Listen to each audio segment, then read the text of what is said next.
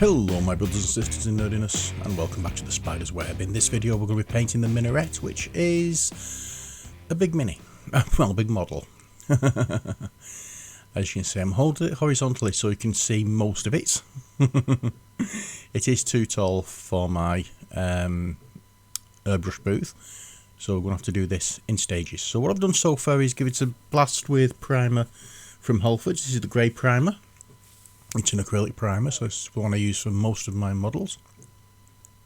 And we're going to start off with Vallejo Ur's Russian Green. Yes, most of the paints we'll be using today will be Vallejo. And we're going to be painting the roof. Now I do apologise for this video being a bit late coming up. But as you can possibly tell from my voice, I'm a little croaky. I'm just recovering from a cold or flu virus that seems to be affecting me a little bit too much. It goes away, then comes back, and I'd lost my voice for a while. I was talking in whispers for a lot of it, and couldn't do the voiceover, so obviously that's why the video has been delayed. Anyway, we're going to carry on with a little bit of, again, Vallejo colour. This is dark grey blue. Most of the paints we're going to be using today will be Vallejo. So I'll put some of that in and mix in a little bit of this pale blue as well, because we don't want it too grey, too dark. I just want a nice, weird little colour. And we're going to do this on the top of the minaret. We're going to be changing this eventually because I don't know. I changed my mind on something with it and decided that this was just going to be like a base colour to give some depth to it. Now as you can see, I'm having a little bit of trouble with my airbrush. It's not blowing out as it should do. And I've had this problem for a little bit. But I have been chatting to somebody at the the games club, and they've advised a couple of things I could do. So I have actually bought some fresh cleaning stuff, cleaning equipment for it, which involves one of them little spiky things. So he said to get those, and when I showed him the setup I had, he also advised me to upgrade my compressor, so it has one with the tank, because the one I don't have isn't with the tank, it just comes in every now and again. So, and it gets overheated quite quickly, so he's advised me to get one with the tank, so it's all the time. So that will be coming shortly. Anyway, we're going to carry on with another paint. This is light grey, and hopefully within, as I say, the next month or two I will be able to get the new compressor.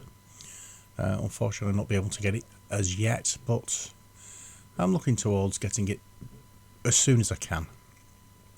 So I just have to put up with the way my airbrushing runs at the moment. But there we are. I got the new cleaning stuff the other day, and I stripped my airbrush down and give it a good clean, so hopefully it will be better. But we'll see. So again, we're going over this on where we want the brighter part of the minaret, or brighter part of the top of the minaret rather. And at the moment I'm quite liking the way this is looking. I decided to try this on the bottom of it, but then I changed my mind because there's not much difference between the primer and that colour. Now we're going over to Dark Earth, and you know where I usually put this on these Middle Eastern minis, right down at the bottom. And part way up the wall.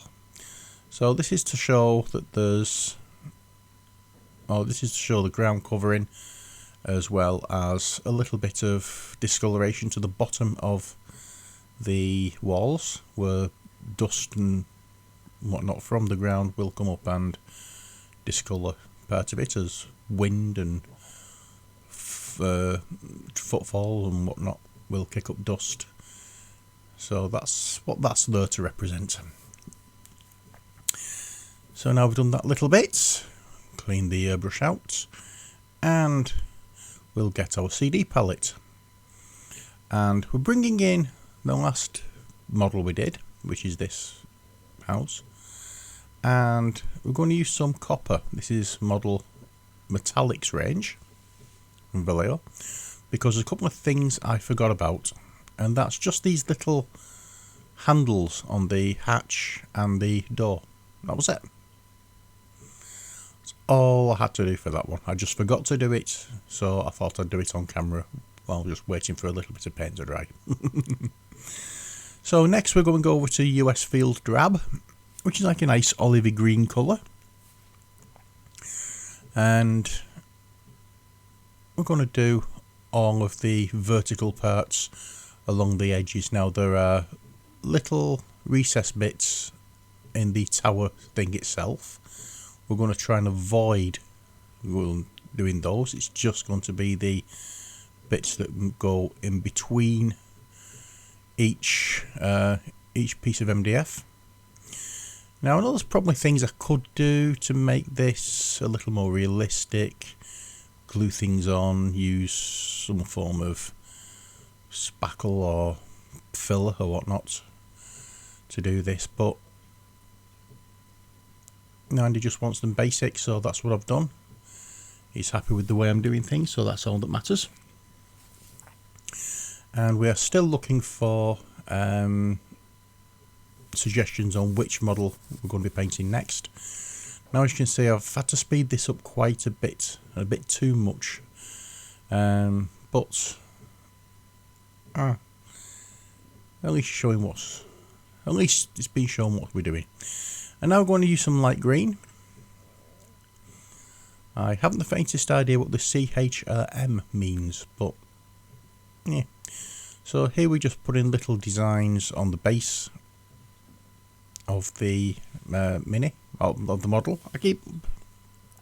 I'm going to have to change from calling this a mini, it's a model rather than a mini. And we're doing the middle parts of the tower with this as well. Trying to get some nice different colour scheme, or colour variations rather, in this one. I want it a little bit brighter than we usually do them. So we'll do all the middle parts of this, and we'll make it a little bit more, what's the word I'm looking for? As I say, a little bit more brighter. So try and make it a little fancier for him. He was quite surprised at how stable it was until I actually told him there's a bag of, also the base is filled with sand, because it was after putting an actual base on it. And then I said, well, try and knock it over. So he did try, and it stood up, so I was quite impressed with that. So I'm happy that worked for him. Yeah, he has actually got this model. He's had it a few weeks now.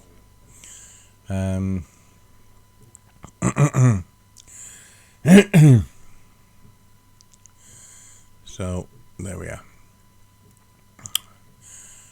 Next, what we have is Middlestone. This is one we use quite often in these Middle Eastern buildings. It's a nice one for like sandstone, that kind of thing. Well, not sandstone, but sort of like the desert. Yeah, sandstone. Yeah, that's sort of like a nice desert colour for buildings. And we're just going to use this as sort of like a highlight for different areas. Obviously not for the door part, but we'll do these middle bits in with it as well, and round the edges. And now let's have a little bit of red. Yes, just plain red and a spot of blue into that as well. Yes, we're going to make a nice little purpley violet colour, and just to pale it down a little bit, white. So it's all going into the airbrush, and we'll just add some areas just around the doors, well, the imitation doors. I'm not sure what they will be, but different areas will get this. I do start off doing that, but change my mind and I've gone using the brush for this because it's a little more detailed. I can't get to the areas that I want to get to, so change out to the brush. It's much simpler. Make life easy.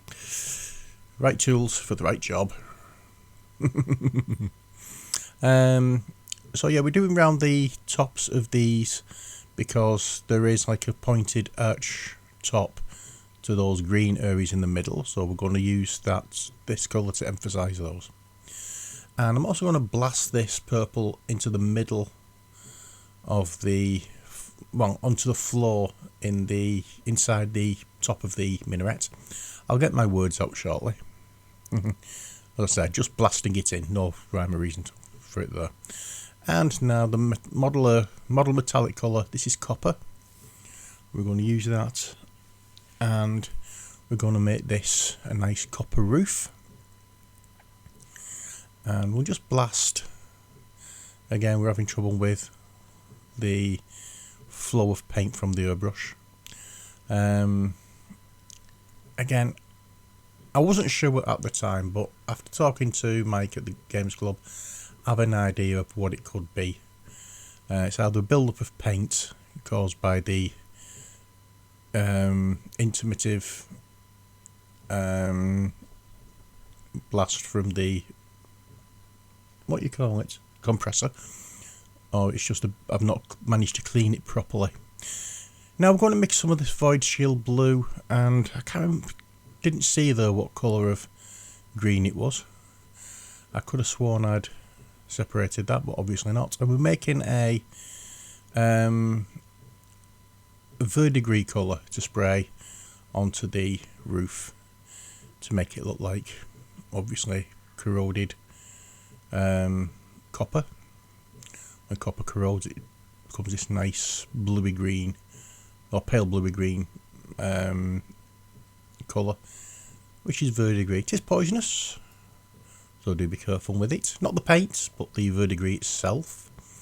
It used to be used to colour candles, or to paint on candles to give a nice look to it. And they used to lick the brushes to get a nice point on it, then put the brush in the verdigris, then lick the brush again to get the point on when they've done the coat. So yeah, it doesn't go down well. They used to use radium to do the same thing on watches and clocks to make the things, hands and the digits glow in the dark. Things we find out. Medium yellow is what I'm going to be using now.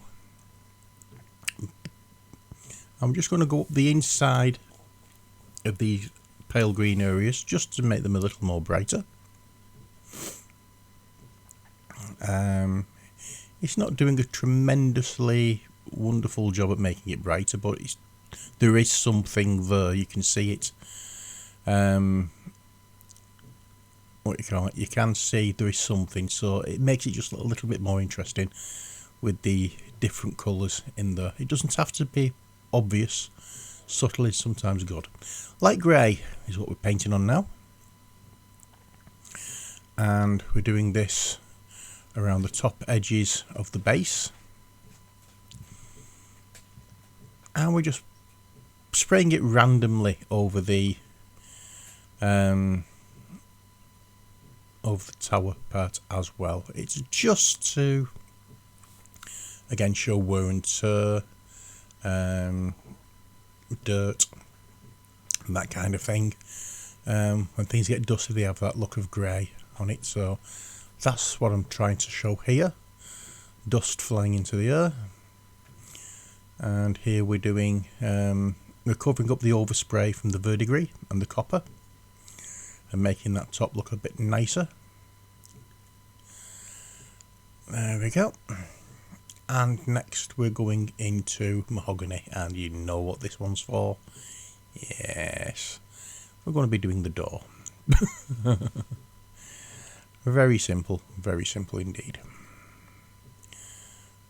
We'll spray the door with the mahogany, and then we'll come back and add some like little wood grain effects later on with the pale blue. Now Void Shield blue once again, and this is Army Painter, as you may have guessed, judging by the look of the bottle. And what's that? Mers Red from Army Painter as well. Give it a good shake, put it on the Ujit, and Ujit, what do I mean Ujit? Vortex mixer, to give it another, shake it up rather well. And now we'll just go around these edges of the doors and all around the edges of the base. Skip that, it's a long boring process, made the video much longer than it needed to be. Well, there we are, you can see what we're doing there. It does stand out quite a bit, and as I say, we're trying to make it a bit more colourful. Greedy Gold from Army Painter. And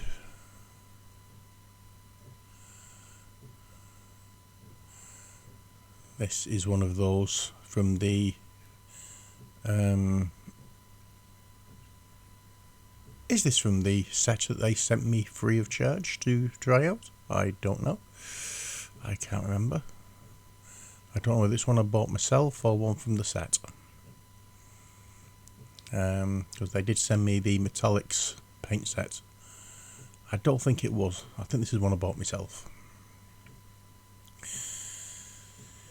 So, what's next? Obsidian Pigment Toner. This is from the Flesh paint set, or the Skin Tones paint set. And I start out wanting to go over just the lines to make them stand out a little bit more. But I was having trouble trying to get it in, the lines themselves. I'm using a fine brush, but the bristles weren't quite as what's the word I was looking for? Weren't quite as sharp as I wanted them to be. Then I painted them on and then tried to wipe the excess off and found it tricky, so I thought, yeah, never mind, let's not bother doing that, let's just slap it all over. So we started painting the whole of the top of the thing, and as you can see, it gives that nice more interesting colour variation. As this is like a wash kind of thing, we're not looking towards keeping that colour wholly. Now we're going sticking with Army Painter, and Stone Golem is the paint we're using for this. We're going to do this as a dry brush.